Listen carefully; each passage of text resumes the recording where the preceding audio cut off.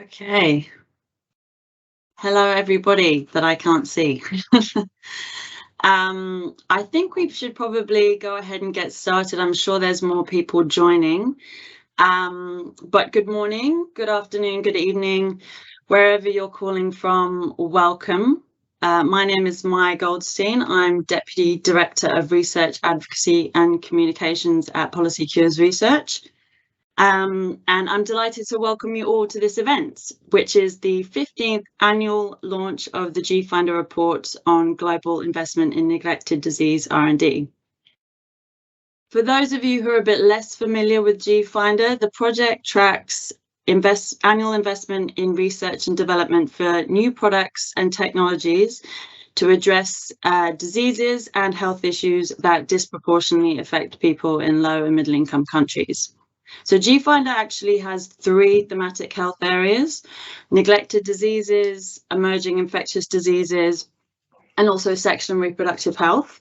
But today we're launching the GFINDER Neglected Disease Report, and that's what we'll be talking about and discussing in this forum. For us, the term neglected disease includes not just neglected tropical diseases, which, as you probably all know, had their day yesterday in World NTD Day, but also other diseases where there's a market failure. So in other words, where diseases where there's little commercial incentive to develop the products needed to cure, prevent, or treat them. So this includes things like malaria, tuberculosis, diarrheal diseases, and hepatitis C, etc., on top of NTDs. So while we're riding the coattails of World NTD Day, it's just a gentle reminder that today we're looking at neglected diseases from a slightly broader lens. We have quite a lot to cover today, so I should probably get moving. As a bit of a reminder of the order of events, we have 2 fantastic speakers today. My colleague, Dr. Paul Barnsley, he'll be giving us an overview of the data for this year.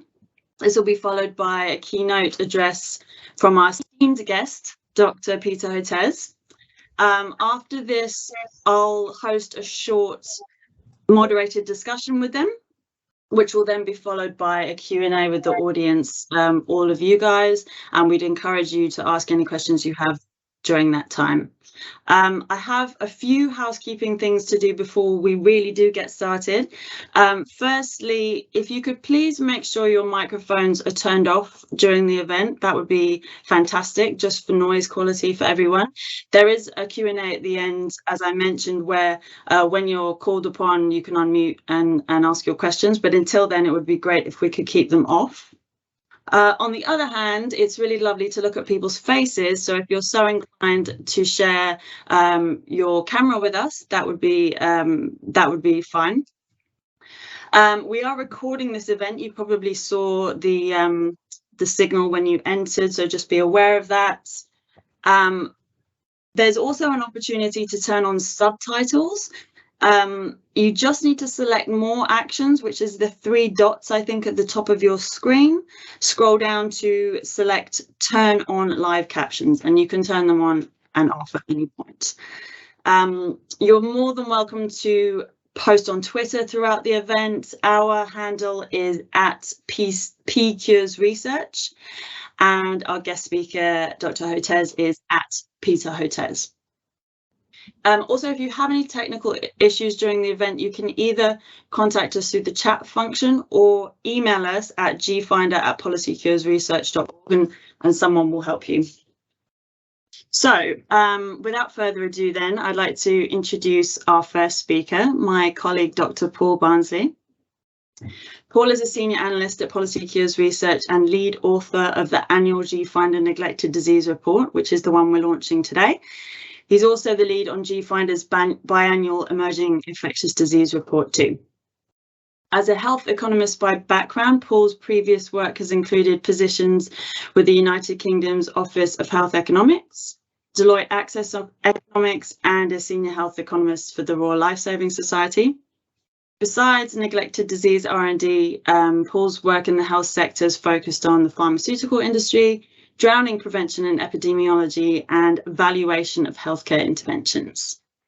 Paul has a PhD in economics from the University of Sydney, focused on measurement and aggregation of subjective well-being, and has been published in a number of journals, including the Journal of Technology Assessment in Health, the Journal of Safety Research, and also BMJ Open. If that's okay, Paul, I think I'll hand over to you. Thank you. Terrific. Thanks very much, Maya. So last year, we were pleasantly surprised to discover that the first year of the COVID pandemic had had very little effect on global funding for neglected disease R&D. We'd seen a peak in funding in 2018, followed by 2 years of very slight decline. And given the circumstances, we called that a win. But we also wanted to see what happened next when funding had had more time to adjust to the pandemic. And what did happen was, well, more of the same. Headline funding fell by just $44 million against a total of $4.14 billion. And as in each of the last few years, most of that change was the result of shifts in survey participation. Funding from consistent participants was basically unchanged. So 2021 was a year of remarkable stability, which is certainly not how it felt at the time. This obviously presents something of a challenge when your job is talking about the changes in neglected disease funding. But I think it also requires us to refocus on whether we're still content with the status quo. Now, this is a potentially fraught debate, requiring us to examine our expectations about how funding ought to behave over time. The glass half full view is that funding is still pretty close to its historic high during a pandemic. The pessimist's response is that we aren't seeing any more of the growth that got us to that historic high, that actual progress in the pipeline is still insufficient, that the big cuts to public funding are going to hit after the pandemic. The optimist might respond that we gave the same warning last year. They might come to blows. But at the surface level, the last 3 years represent continuity. Beneath the surface, though, currents were shifting. That overall stability is the result of meaningful changes from each of the major sources of funding, which just happened so far to largely cancel each other out. The big story, as you can see, is the volatility of industry funding. Record funding from the private sector helped to deliver the peak in 2018, and the substantial drops in each of the following 2 years were a major source of concern to us. What's industry doing? Do they still like us? That sort of thing. 2 years and a lot of complicated statistical analysis later, Big Pharma is mostly back with us again. I'm going to come back to the resurgence in industry investment, but the main takeaway here is relief, mingled with the resolution not to overinterpret single-year shifts in industry funding ever again. And here's how those sector-level shifts played out in disease funding. As always, I'll encourage you to look at this material in the report, where it's analysed in much more painstaking detail than I'm able to provide here. With a couple of exceptions, these aren't seismic shifts, and as with industry funding, it's better to look at the long-term trends to get a sense of where we're headed. So, what big stories can we extract from the relative stability of 2021? The single biggest and most concerning shift was the steep and sudden drop in UK public funding. This was the year the UK formally left the EU and adopted a lower target for its official development assistance. And to celebrate, they radically cut funding for neglected disease R&D. Their funding dropped by more than half, by nearly $114 million in total. Contributions to the EDCDP fell to nearly zero. They radically cut funding to product development partnerships. They cut the funding they provide directly to LMICs, and not captured in all these already pretty concerning figures, they also cut R&D funding for COVID, other emerging infectious diseases, and sexual health. All of the key funding agencies made big cuts, headlined by a 2/3, $87 million drop in funding from the FCDO. But perhaps worst of all, even after all of this, the UK was still somehow the second largest national funder of neglected disease R&D, behind the United States. That picture of stable overall funding then remains worryingly dependent on the political will and whims of just a handful of big organisations. The same top 10 funders who provided 88% of our total funding a decade ago accounted for 88% in 2021. Organisations that began their funding over the last 10 years provided just 2%. And as for the UK, we'd like to believe that this is just a transitory dip caused by some combination of Brexit and the temporary reduction of the ODA target from 0.7 to 0.5% of gross national income. That ODA figure, for example, came back up to 0.55% by 2022. But we remain very concerned. That's in contrast to the next big trend I want to highlight, where we're not quite sure what to think. Drug funding overtook vaccines for the first time in 2021, the culmination of a gradual trend which saw vaccines go from receiving $850 million more than drugs in 2009 to $12 million less in 2021. Now, this could just be the result of funding moving into areas that are less vaccine friendly, like dengue, where vaccine R&D is outside our survey scope, or snakebite, where it doesn't make much sense. But for the most part, it's not that. Basically, every disease has increased the share of its funding going to drug R&D since 2009. Looking just at the three largest areas, for example, drugs' share of TB R&D is up by 18 percentage points since 2009, HIV's by 15 and malaria's by 11. The lone holdout there is Virology, which was up 28% in 2020, but chose to ruin our graph by seeing its drug investments suddenly drop to zero in 2021. And the reverse is broadly true for vaccines. The share of funding for vaccine R&D is down almost everywhere. So this is a real ongoing shift. What's going on? Probably a combination of things. Some vaccine development has ended in high-profile success. Others have ended in high-profile failure. Maybe the available opportunities for drug R&D systematically look better to investors than potential vaccines. If I were going to second guess the decisions of individual funders, and that's something I'm not particularly qualified to do, I'd point to three concerns here. First, rising drug resistance, which is supposed to be nudging us towards a more vaccine and diagnostic-led response. Second, this is essentially the opposite of our R&D response to COVID, where we spent 4 times as much on vaccine development as we did on drugs. Thirdly, as those COVID figures show, vaccines are just much more expensive at the trial stage than drugs. Once you're spending roughly equal amounts on the two areas, you're going to get a far, far lower number of actual vaccines. And maybe this makes the shift towards drugs a smart strategy. At the time, we criticised the vaccine-centric nature of the COVID response, given the cheap gains available with repurposed drugs. But I hope this doesn't represent funders increasing sticker shock at the relatively higher cost of vaccines, or playing it safe to avoid the risk of a costly failure. Individual candidates will fail, and we need to be able to dust ourselves off and try again, rather than abandoning the search. So it's definitely a real trend. We're not entirely sure what's causing it, and we don't know how to feel about it. Let's look at another one of those. Funding for product development partnerships, PDPs, fell again to a new record low of $433 million. That's nearly 40% below their peak in 2008. There are a couple of ways to think about what happened. This year, what happened was the UK FCDO, which cut funding by 87 million. That's 90% of this year's drop. But to explain how we got from more than 700 million in 2008 to 433 this year, you really have to look at the Gates Foundation. 2008 was, to be fair, also the peak of the Foundation's overall neglected disease R&D funding. It's down about 15% since then, but its funding for PDPs is down by 60%. After falling in 11 out of the last 13 years by a total of 270 million. That's basically identical to the net drop in PDP funding since then. So, if the Gates Foundation did it, who were the victims? We can start by pointing to the wind-up of Eris and One World Health, respectively the 3rd and 8th largest PDP recipients in 2008, which knocked a big hole in the landscape. PATH's overall funding is down by half, 76 million, since the 2008 peak that was driven by RTSS. IPM by 3/4, 52 million, and a couple of PDPs actually received more funding than in 2008. FHI 360's funding more than doubled. DNDIs, no longer with an italicised I, the relief of typographers everywhere, rose by 3/4. But what if all this worry about the declining role of PDPs is just an artefact of the narrow lens we're using to examine their funding? Once we include funding PDPs receive across all 3 global health areas covered by the GFINDER survey, 2021 suddenly looks like a banner year. And those long-term drops in neglected disease funding are more than offset by money for sexual health, EIDs, and especially COVID. Now, I don't want to suggest this is a complete solution to the mystery and that I've just wasted 2 minutes of your lives. Firstly, because this chart only picks up the other global health areas as we began capturing their data. In 2014 for EIDs, 2018 for SRH. We don't know how this wider measure of funding looked in 2008. Second, because, well, COVID. One of the things we were worried about coming into the pandemic, and which we mostly haven't seen, was the possibility of COVID poaching funds from neglected disease. This looks a lot like that. And it's important to keep insisting that the need for clinical development for neglected disease doesn't go away with the emergence of a new threat. And that brings me back to the question of how COVID affected clinical development. Last year, we were presented with a pretty simple narrative. Industry funding, which tends to represent a big majority of clinical development, was down quite a bit in 2020.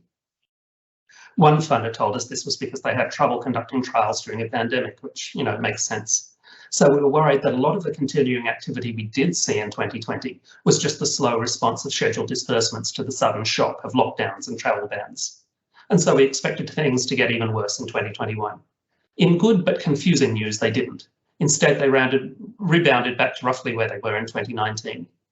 Partly this is just a warning that late-stage clinical trials are big, lumpy expenses that move at their own pace, heedless of our need to tell neat stories about them. But heedless of a pandemic, I'm a bit suspicious. Economy-wide average hours worked across the OECD rebounded a lot in 2021, but they definitely didn't come all the way back. And it's not clear to me how conducting clinical trials, not typically a job you can do via Zoom from your study, is something that could have bucked this overall trend. My somewhat educated hypothesis is this. Our adapting to COVID drove a big wedge between income and actual output, speaking as someone who spent 106 days in 2021 analysing funding data while simultaneously teaching a 6-year-old division. And it's likely we're still seeing the same phenomenon, payments remaining relatively constant even in the face of flagging output in that clinical development data. 2021 might have been much less productive in terms of actual product development than our raw dollar figure suggests. But I hope I'm wrong, and I also really hope I never get another opportunity to test my theory. Now, I began this presentation by asking whether we ought to be satisfied with the status quo. Funding has stopped growing, but it's still well above its long-term average. Maybe that's enough. One place where we've been vocally dissatisfied with the status quo, though, is in the funding for the WHO and neglected tropical diseases, which had stagnated for the last decade. As a lesson that we should always be careful what we wish for, 2021 traded stagnation for rapid decline. After growing quickly between 2007 and 2009, partly thanks to growing survey participation, funding for the WHO NTDs has trended down a little under $1 million a year, despite the addition of several new diseases. It looks even worse if we take them out.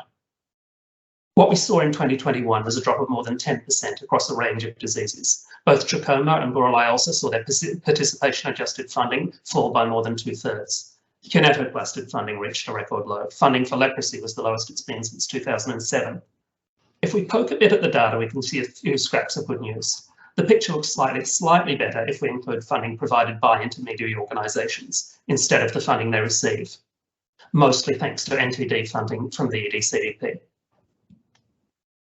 Industry investment and consequently clinical development are both up over the last few years, albeit still pretty tiny. So where does that leave us? The simple story of the neglected tropical diseases is that only the US NIH really consistently contributes to ending them, and over the last decade, even it has started contributing less. At a time when there's so little change in the funding landscape, when the lack of any self-interested motive for addressing them is baked into the definition of these diseases, it's not clear what we can do beyond pointing at the line going down and explaining again it represents preventable death and disability, disrupted economies and destabilised societies. Is there a way we can broaden the incredibly narrow funder base for these diseases? Is there a way we can take the limited resources devoted to NTDs and make them go further? Can we demonstrate the impact from improved products in a way that resonates with funders outside this narrow circle? I think inherent in the nature of gathering and interpreting the high-level funding data like this is that there will always be more questions than answers. And it's on that note I'd like to throw that search for answers open to people with much more knowledge about the processes I'm seeing in my spreadsheets working in practice. Thank you. Thanks, Paul. Wow, there's a lot in there and a lot to talk about, but I'd like everyone to hold their thoughts on that for a minute, because I'd like to go straight to our guest speaker for his thoughts. So with that, I'm very honoured to now introduce our esteemed keynote for this event, Dr. Peter Hotez. As an internationally renowned physician, scientist in neglected tropical diseases and vaccine development, Dr. Hotez's achievements are far too numerous for me to do justice to in this very short introduction, but I will do my best. Dr. Hotez is Dean of the National School of Tropical Medicine and Professor of Pediatrics and Molecular Virology and Microbiology at Baylor College of Medicine, where he is also the co-director of the Texas Children's Center for Vaccine Development and Texas Children's Hospital's Endowed Chair of Tropical Pediatrics. He also holds a number of professor, senior fellow and fellow positions across various universities and institutes. But as co-director of the Texas Children's Center for Vaccine Development, he leads new vaccine R&D for a range of neglected and emerging infectious diseases, including hookworm infections, schistosomiasis, Chagas, and coronaviruses and coronavirus diseases. This, of course, includes the recent development of a low-cost recombinant protein vaccine for COVID-19, the technology for which has since been transferred to a number of entities in lower middle-income countries, India, Indonesia, Bangladesh, and Botswana, and for which last year Dr. Hotez and his colleague, Dr. Maria Elena Bottazzi, were nominated for the Nobel Peace Prize. Amongst numerous achievements, Peter served as president of the American Society for Tropical Medicine and Hygiene, and he is founding editor-in-chief of PLOS NTDs. He's co-founder of the Global Network for Neglected Tropical Diseases, which he founded in 2006, is an elected member of the National Academy of Medicine and the American Academy of Arts and Sciences, and served in the Obama administration as US envoy focusing on vaccine diplomacy initiatives. He's also authored more than 600 original papers, 5 books, appears frequently on TV, radio, and in newspaper articles, and is the recipient of numerous awards and accolades. Being a voice of neglected diseases and a champion for equitable access to vaccines, we are absolutely thrilled to have him speak with us today. So with that, Peter, I'm going to hand over to you. Well, thank you so much, Maya. That was a very generous introduction, and I deeply appreciate it. And I appreciate the opportunity from GFINDER and Policy Cures for this. I think we should not underestimate the enormous amount of work that goes into this report and the data capture. There is no one-stop shopping to collect the data here. This has to be done on an individual country-by-country basis, PDP by PDP basis, donor by donor basis. It's an enormous undertaking. So I'm just so profoundly impressed by the work of Policy Cures, and it's so important because if you can't track it, you can't identify the gaps. And I thought Paul Barnsley did a magnificent job summarizing a lot of complicated trends in a very short period of time. And thank you, Paul, for that. That was a brilliant presentation. A few takeaways from my perspective, and I'd rather speak less and leave more time for Q&A. First of all, the point that we are holding at $4 billion annually, that, as rightly said, you could look at that as half full or half empty for the glass. And the sad part is, had we been on that same trajectory that we were going from 2015, 2016 to 2017, we should easily be up around $6 or $7 billion rather than at $4 billion, I think. And so that is a huge problem for innovation, for diseases of extreme poverty, and so that is the consequence, I think, part of the COVID pandemic, is that it has created that $2 to $3 billion gap. That's point one. My second observation is the country by country funding. The drop off in the UK government is absolutely devastating. That was, we count on the UK so much. The UK has always punched above its weight in terms of innovation and its commitment to parasitic and neglected diseases, and to see that drop off, and it's not really intuitively obvious to me why, simply because of Brexit, that the bottom falls out of the funding for neglected diseases. And I think if we were to talk about where do we put our advocacy efforts in the coming year, no question spending time in Parliament and talking to the MPs is going to be very worthwhile. We've had our champions in the past, people like Jeremy Lefroy and others, and Baroness Heyman, and I think we need to bring some of those individuals back. But I think there are other troubling trends country by country beyond the UK as well. For instance, no question the United States has been and continues to be the largest funding of neglected diseases. But remember, most of that is coming from the National Institutes of Allergy and Infectious Diseases, headed by Dr. Fauci. Tony is now retired. Will there be, and Tony's always had a deep commitment to keeping neglected diseases, both neglected tropical diseases and AIDS, malaria, and TB on the radar screen. What happens when Tony's gone? Will will money that ordinarily would go to NIAID for neglected diseases now get siphoned off to the other institutes? I think that is a genuine concern that many of us have in the community, speaking candidly. I think the other is, even when you look within NIAID funding, so much of that is for hypothesis-driven basic research, and no question that's been very successful. It's led to extraordinary innovations like the mRNA technology, but it doesn't really, most of that NIAID funding does not really go to product development. NIAID does not have an easy path for supporting product development, especially for global health innovations.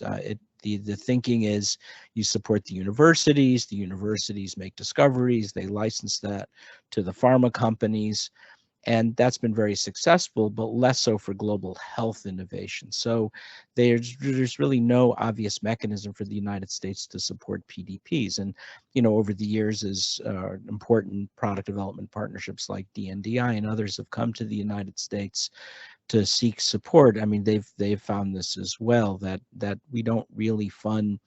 The U.S. government doesn't fund PDP per se. There's no line item for PDPs.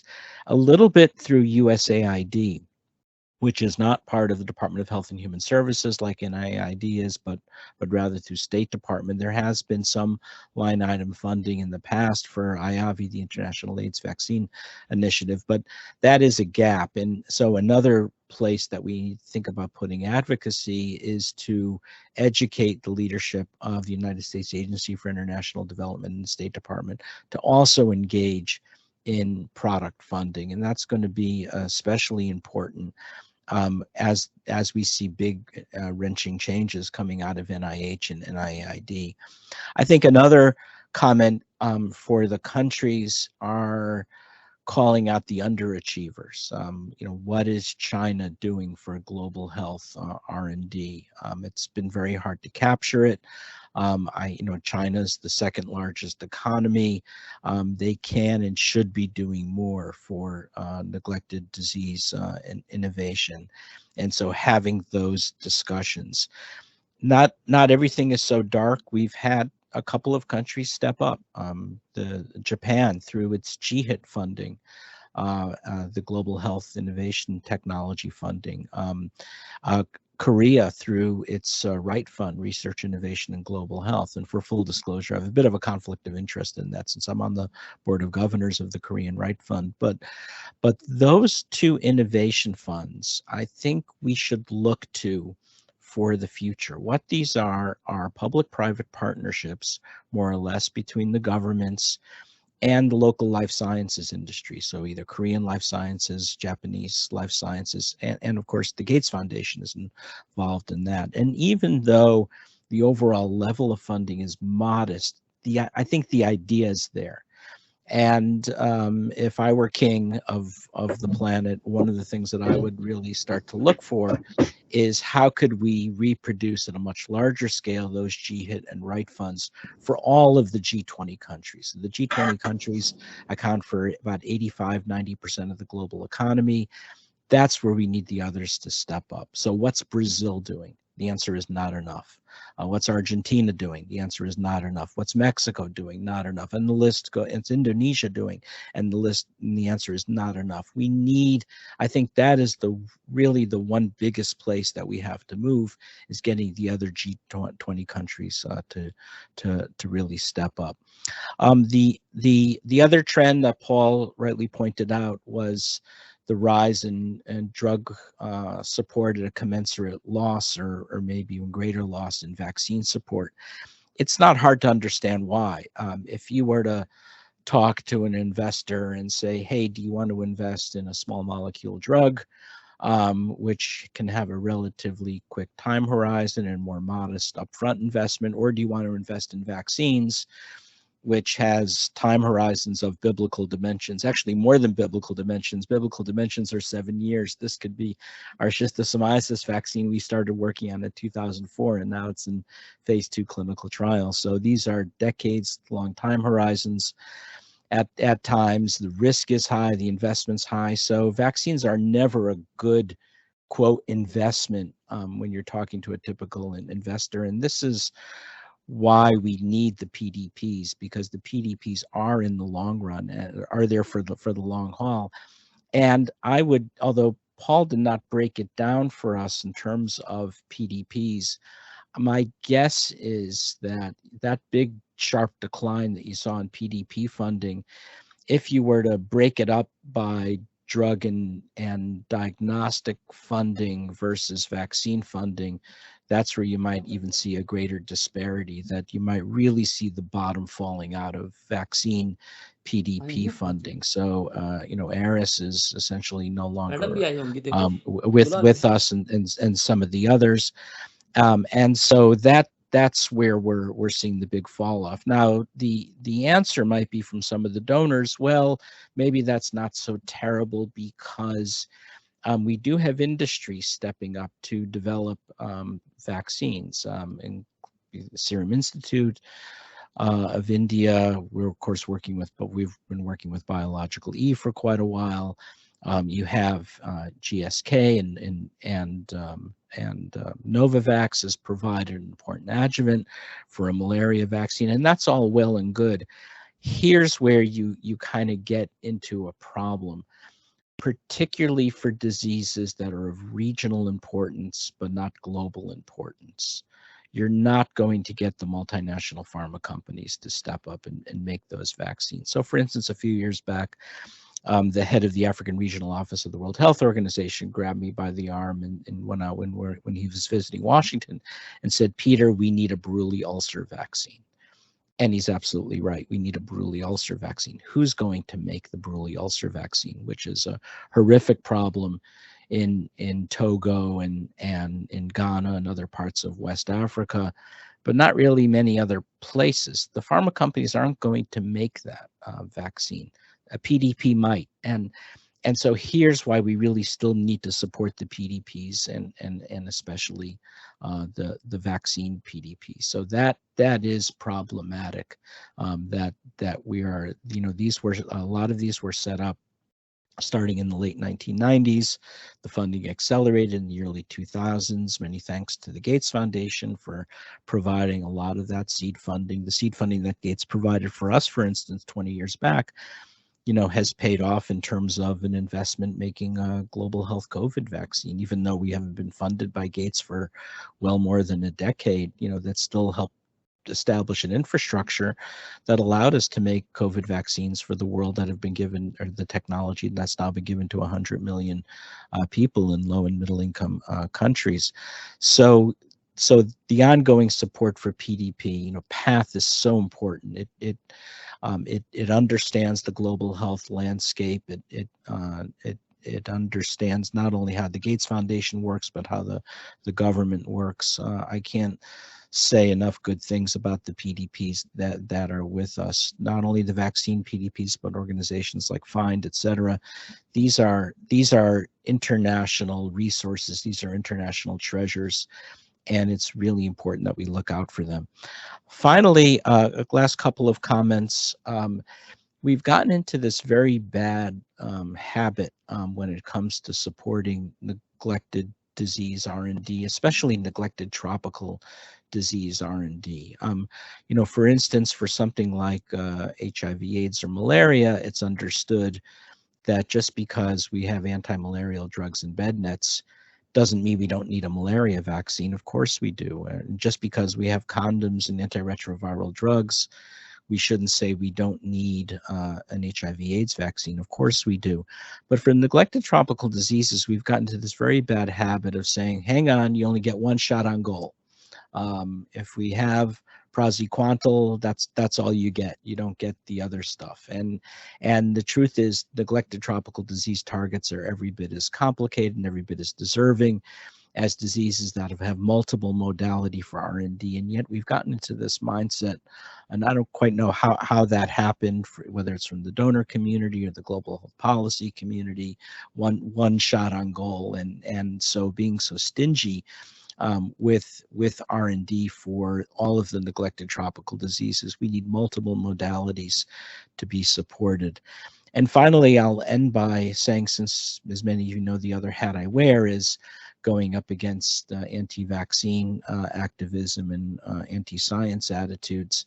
You know, so much of it accelerated first in the United States, including here in Texas, where I'm at. And now we're starting to see that spill over into introduction of new vaccines in low and middle income countries. I wrote a piece with a colleague from Botswana about malaria vaccines, and some of that same anti-vaccine rhetoric that we're seeing coming out of the United States linked to far-right extremism. We're starting to see that with introduction of new technologies for global health. And so I think we have to be very careful of that and recognize moving forward that that represents a newer and disturbing additional threat on top of an already threatening landscape. So again, congratulations to GFinder, congratulations Paul, magnificent presentation, and looking forward to the Q&A. Thank you so much, Peter. That was fascinating. And if we can, I'd love to launch straight into a discussion and hear some of your thoughts you have on some of the big story, both of your thoughts on some of the big stories from the data. There's so many places to go there, but I wanted to maybe jump in and pick up what you said, Peter, about diving a little deeper into some of those funding trends for drugs versus vaccine R&D, because it is kind of an interesting flip trend that we're seeing, and especially something that's maybe it makes sense with the costs and lead times for vaccines, but it is interesting nonetheless, given what we've just seen in COVID. So I wondered, Paul, firstly, has the drug funding actually gone up, or has it stayed the same and vaccine funding has just gone down? And then secondly, with the down dip on vaccine R&D, is that coupled with some of the other big dips that we're seeing? So like Peter was saying, with the drop in PDP funding, is it falling more on vaccine PDPs, for example? Yes, and as to the first, global funding overall is up over the last decade or more, and that's accrued primarily to drugs. So drug funding is in absolute terms up. It's not just a share effect. And Peter's right to suggest that part of that is being driven by falling contributions to vaccine PDPs. The reduction in vaccine funding for PDPs is a lot steeper than the overall reduction, and that explains most of the overall decline in vaccine funding, though not obviously the rise in drug funding, which is a sort of real and separate phenomenon. Paul, did you, when you looked at the rise in drug funding, was it being driven by a single drug or a handful of drugs? Any particular diseases that were driving that increase? I think it's almost everywhere, and the financial realities mean that overall then it will be driven by the big three, by malaria, TB and HIV, all of which have seen significant increases in the share of drug funding. That's where most of the money will be coming from, but it's almost universal across the diseases that we tracked in 2009 that they are devoting more of their money to drug R&D. So no, it's definitely not an isolated phenomenon in just a couple of diseases. It seems to be a broad shift in approach. And is it part of a even larger trend if you were to wear your emerging infectious disease hat, which I presumably may include AMR, antimicrobial resistance?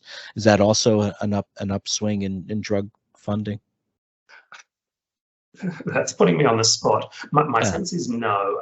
The trouble with EIDs is that the COVID funding so dominates the picture for the last couple of years. So it's not part of a general rise in what the pharma companies often call anti-infectives, for instance. No, so biologics funding is up a lot for both emerging infectious diseases and neglected diseases. That's the other part of the picture, I guess, that therapeutics generally seem to be up, and biologics funding is obviously a lot newer and smaller. So that is something that carries across multiple global health areas. I don't think that's as true of drugs in EIDs, but to be honest, I would need to peer at my non-COVID data. Yeah, I mean, the drop off in the vaccine PDP, I mean, we see it, you know, in our parasitic disease vaccines, because the problem comes, we can raise enough funding to drive it all the way to phase 2. And then when you head into phase 3, the trials get generally much larger and more expensive, so that's a big cost. But the other is PDP can often produce phase 1, phase 2 material, or work with contractors to do it. But when you're making the phase 3 material for a pivotal study that has to go through one of the stringent regulatory authorities, that's a big expense also. So persuading either a pharma company or one of the members of what they call themselves the developing country vaccine manufacturers network, whether it's in India and Indonesia and China, to invest in that, that becomes problematic because you need the upfront costs or you need some type of advanced market commitment. So there have been efforts to address this. Michael Kremer and others have talked about AMC's advanced market commitments. For neglected disease vaccines, that often does not work as well because you still need the upfront costs. And so we need not only those pull mechanisms like advanced market commitments, but the push mechanisms as well. I guess, Peter, you touched on this a little already, but do you have any further reflections on why we're seeing this trend in the context of COVID, which has been so vaccine obsessed and successful?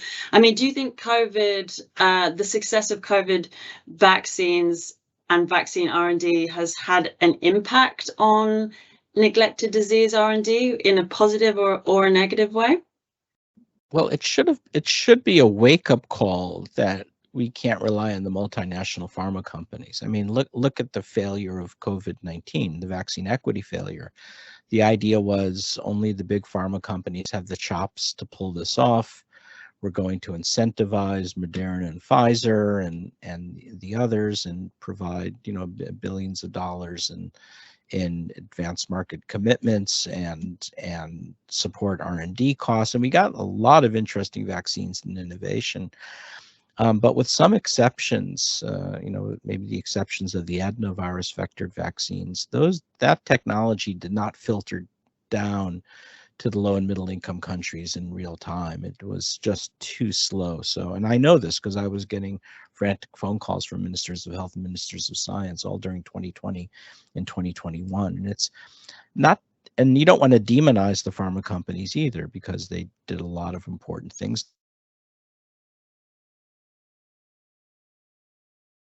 to really incentivize the PDPs working hand in glove with the developing country vaccine manufacturers network. We really need to broaden that ecosystem and not just think it's only the multinational pharma companies and wait for things to filter down, because they don't, especially again for these diseases that are of regional importance. We need a broadened ecosystem, and that's going to support the LMIC vaccine producers and the PDPs and the pharma companies if we're really serious about innovation for neglected diseases.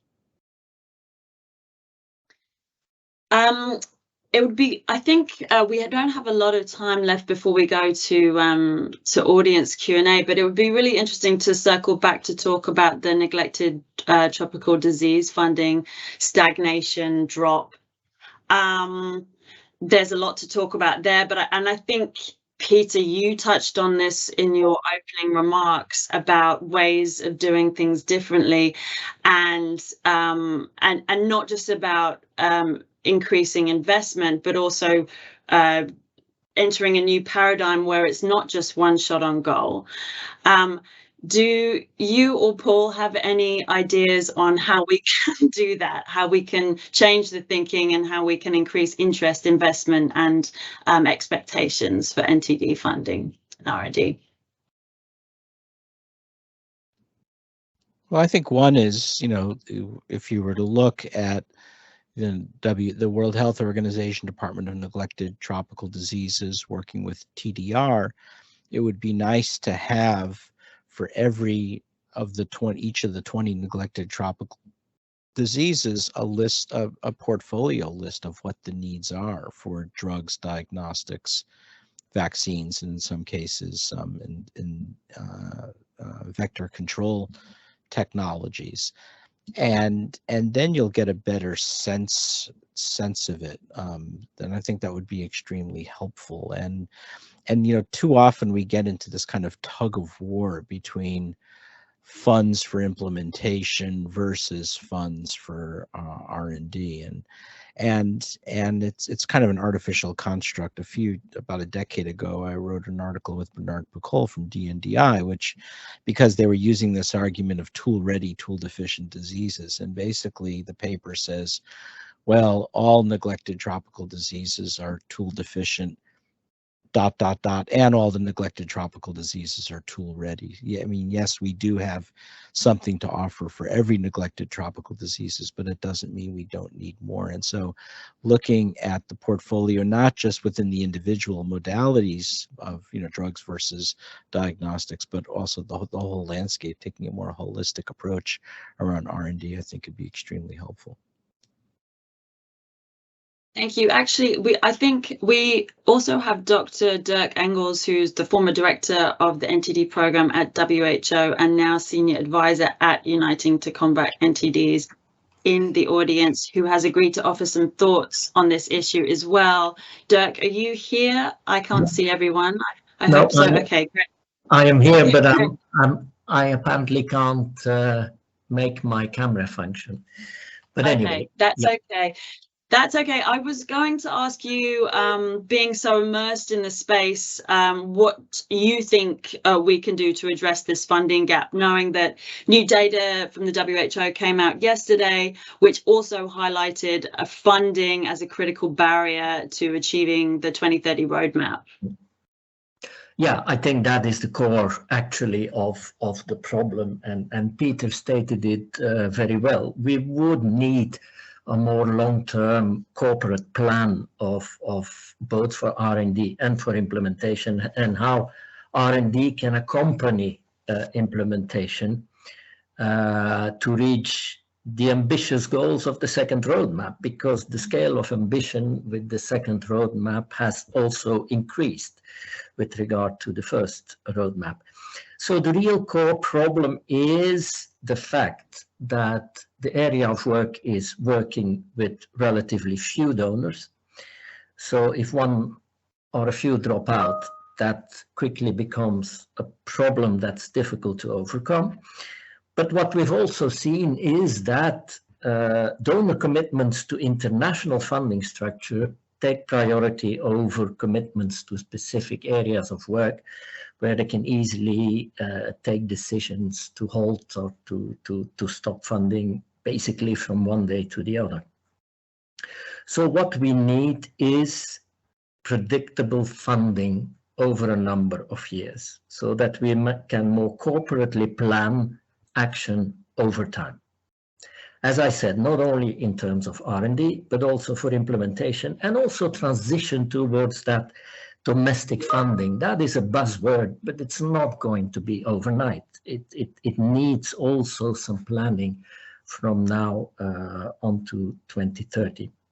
So this is actually what Uniting to Combat NTDs, which is basically focused on advocacy, is strongly advocating for. The Kigali Declaration, which is the new political declaration that is replacing the London Declaration, is one of the tools. We are actively soliciting endorsement of the Kigali Declaration by funding partners, by partners that provide technical assistance, but also by affected countries. And what is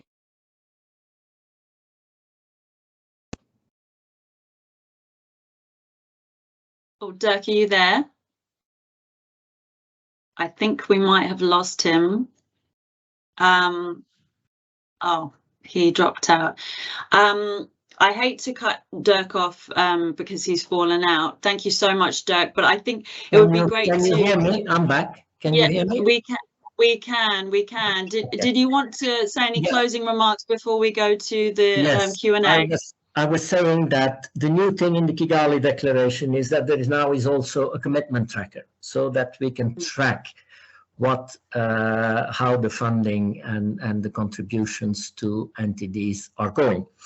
Also, we're going even a few steps further, and just to illustrate this, we'll have a meeting tomorrow in Geneva, taking advantage of the WHO Executive Board, where we will call upon a number of donors and endemic countries to find solutions. We call it an indaba, and indaba is the traditional word in Southern Africa for a problem-solving meeting. So that is what we're going to try tomorrow in Geneva. Thank you so much for that, for Dirk. Thank you, everyone. I know that there's loads of questions coming through, and also pre-registered questions as well. I think maybe let's move on to the Q&A. You can raise your hand. It's really hard for me to see actually people who've raised their hands, but if you would like to raise your hand and ask your question yourself, please feel free. Otherwise, I can ask some of your questions for you in the chat. Hi, this is... Hi, who was that? Sue Kin. Can you hear me? From the UK Foreign Commonwealth and Development Office. Yes. I just wanted to make a couple of points. First of all, that decision making about funding is political. It's not usually evidence-based, and usually the staff that work in the departments are your greatest advocates and allies, and it can be very hard. Peter called for a lot more advocacy, and I want to just say, please be careful. Talk to people who work in institutions before you launch advocacy campaigns. In the UK, we've had some very painful experience of advocacy backfiring and actually receiving less funding than we started with because of the advocacy being misunderstood or misaligned with the actions which followed on. So please, when you're thinking about where you want to target advocacy, talk to people in the country first. Otherwise, you could end up with a worse funding situation than you started. And one of the points that I wanted to make was about a constant need to innovate.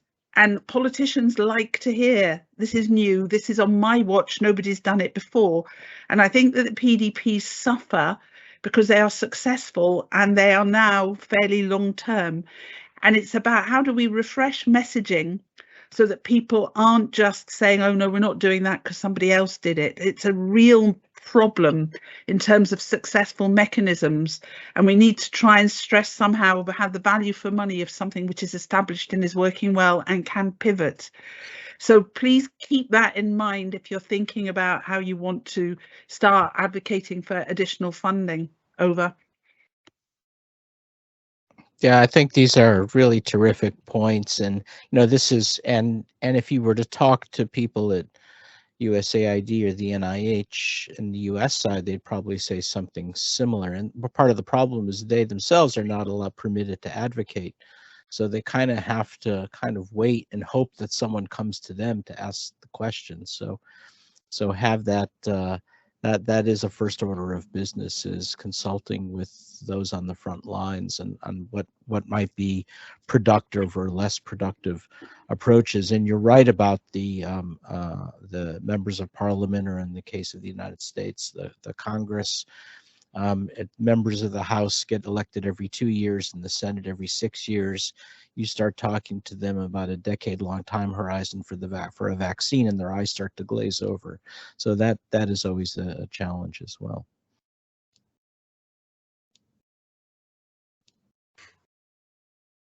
Would anyone else like to ask their own question, or should I ask some people's questions for them? We have we have a couple of questions here and previously about diagnostic R&D. We have actually just published a supplementary report on that, but I'll let Paul speak to that, about the state of R&D funding for diagnostics, maybe in relation to other product areas or in general. Yeah, so we didn't pick up on diagnostics at a high level this year because it's something that we covered in our recent report, and I encourage anyone to take a look at our website. It covers diagnostic funding across all the global health areas that we cover, so emerging infectious disease diagnostics and sexual and reproductive health diagnostics as well. But the short story is that diagnostic funding is very low as a proportion of neglected disease funding, somewhere south of 5% of the total once you include basic research as well. It's difficult to know whether that is too low because obviously diagnostics are cheaper to develop. Our sense is that it probably is, and that it probably is because it is difficult to demonstrate the likely benefit of a diagnostic in the way that can be done for a drug relatively easily by health economists, for example. So our sense is that they're being underfunded.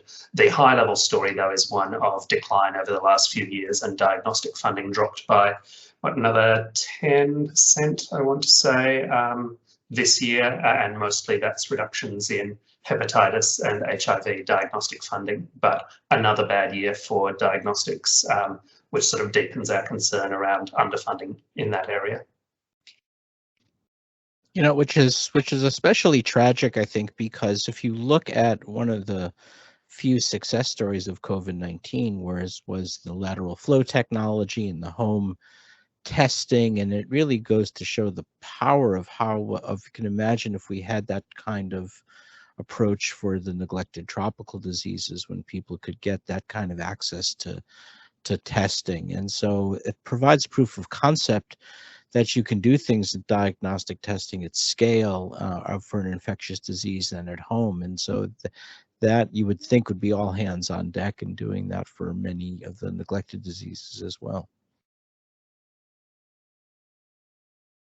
We have a question from Jamie from GHTC. Jamie, would you like to ask your question? Sure. Thanks, everyone, and congrats on this report. Super helpful, as always.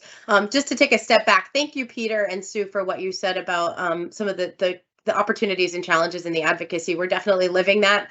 And I think that on top of just making the argument for R&D, we really are having to combat this anti-science, anti-global research rhetoric that's making our advocacy even that much harder in present day. One other trend that we've been trying to kind of keep an eye on is just the conversations around global equity, and part of that thinking about how do funding flows shift more to the LMICs. And so I was just wondering, Paul, from sort of looking at this analysis, are you seeing that there's an increase at all or change at all in LMICs funding R&D, particularly PRND, R&D, and are PDPs starting to get funding actually from LMICs as opposed to just high income countries? I'm just wondering if the funding flows are starting to invert. Over. Yeah, no, that's a really good question. Two caveats to begin with. The first is that we are unsure of the degree of our coverage of LMICs, and we are pretty sure there are significant gaps, but if we knew where they were, we would try and fill them. And secondly, this year in particular, we're missing the single largest provider of LMIC funding in India. We hope to get that data relatively soon, but that's knocked a big hole in our coverage. With all that said, LMIC funding is up very slightly, subject to the absent data, subject to the fact that we're getting an imperfect picture, but it's still very small potatoes in the global scheme of things. That's seen gradual growth over the last few years, which is really nice to see, but we're not seeing, for example, substantial flows to PDPs from LMICs. It would be great to see more of that, and also it would be great for our data coverage to capture more of that, but at the moment it's not a huge deal, sadly. You know, I think, this would be a big priority for future G20 summits if we could, since so many of the largest LMICs are also G20 countries like India and Indonesia and Brazil, but also Nigeria, which is not a G20 country, but it has an overall GDP greater than the bottom 3 or 4 G20 countries.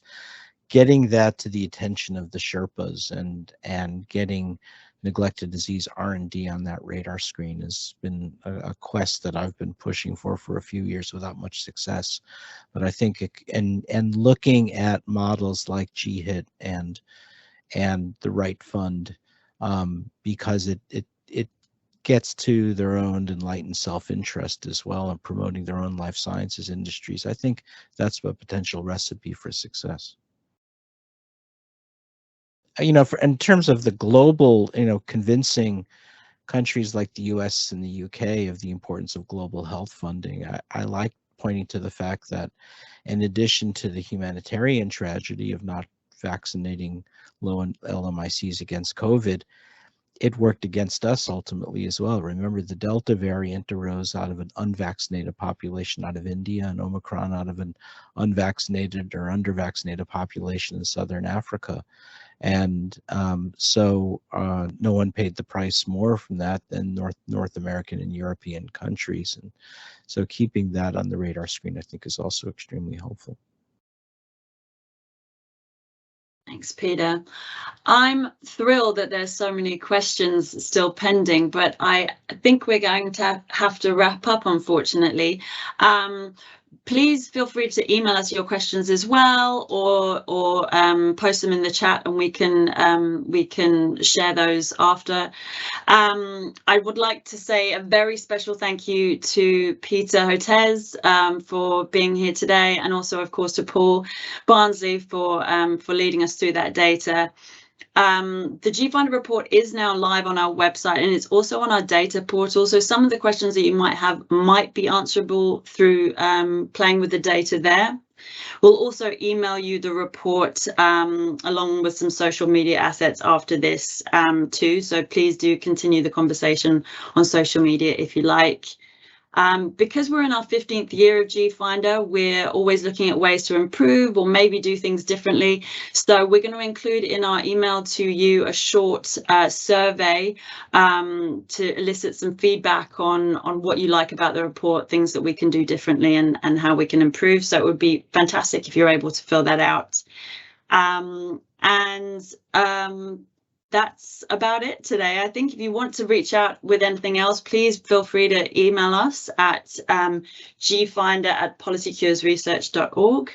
I really thank everyone for their time and for their wisdom and contributions, and hope you all have a fantastic rest of your day. Thanks, everyone. Thank you.